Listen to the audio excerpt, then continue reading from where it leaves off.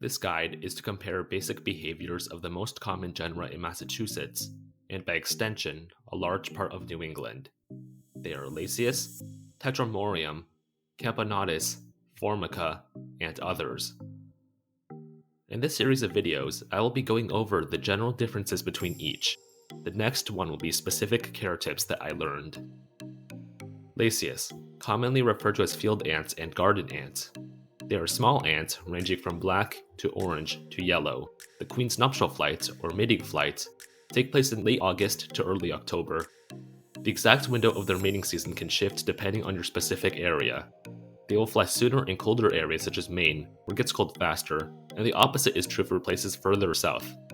They are commonly found in huge flights after rainstorms. The fatter-looking queens are beginner-friendly, but the thinner queens are social parasites, which are difficult to found in captivity. Workers grow moderately fast, one generation in 1 to 2 months. They have an average adult lifespan of a similar time. When containing these ants, be sure to use a strong enough barrier for outworlds, as they are decent at climbing. They are somewhat picky, so I vary up their diet. I found that they like small insects, such as fruit flies and their maggots. Commonly referred to as pavement ants. Their name is fitting because they thrive in human-disturbed ecosystems, but are less common in more untouched areas. They are small, are almost all brownish-black with some reddish types. Their queens fly in late June to early July. The exact amount and date depends on weather and your specific area. Some years they were common, but in others I didn't find any. In my opinion, they are possibly the most beginner-friendly species. These ants eat anything, including insects that almost no other ants eat.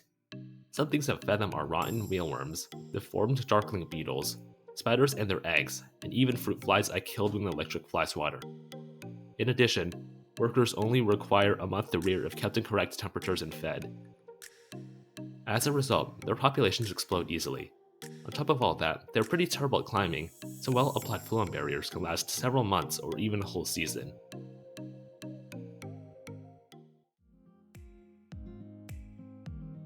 Camponotus, the infamous carpenter ants. Camponotus is a huge and diverse genus. Luckily, only a few Camponotus species damage houses. For example, in New England, Camponotus Pennsylvanicus can infest houses, although they are still easy to contain and a joy to keep. For me, these ants have always flown around Independence Day weekend, which is a humid late spring day. In other temperate areas, these ants can fly as late as July. These ants are slightly less beginner-friendly. These ants are prone to die-offs if not kept well, and take decently long to grow, about 2 to 3 months. On the flip side, their workers live longer. Colonies that have grown for a few generations will birth gorgeous major workers. They are more picky, requiring a very diverse diet of insects.